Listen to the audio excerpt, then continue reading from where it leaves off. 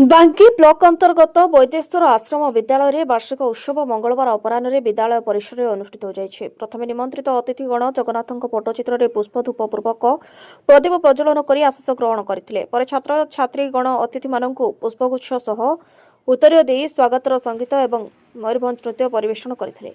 जगन्नाथपुर बालिका उच्च विद्यालय प्रधान शिक्षक उमाकांत बेहरा संयोजन में आयोजित सभारे वैदेश्वर पंचायत सरपंच सुरंजन पंडा अध्यक्षता करते। वैदेश्वर आश्रम विद्यालय प्रधान शिक्षक ब्रह्मानंद साहू अतिथि परिचय सह विवरणी पाठ करते।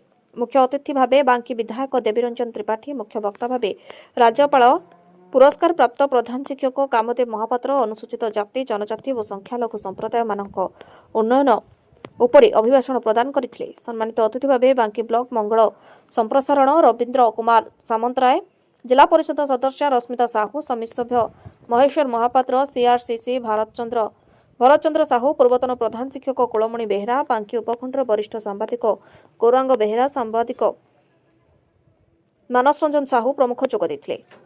पसाणिया सेवाश्रम विद्यालय प्रधान शिक्षक मनोज कुमार धलई धन्यवाद अर्पण करथिले। विद्यालय श्रीजुक्त त्रिपाठी समेत अतिथि माने कृति छात्र छात्री मानक विद्यालय तरफ पुरस्कार बंटन शेष छात्र छात्री माने सांस्कृतिक कार्यक्रम परिवेषण करथिले। बांकीरो मानस रंजन साहू को रिपोर्ट, मणिभद्र खबर।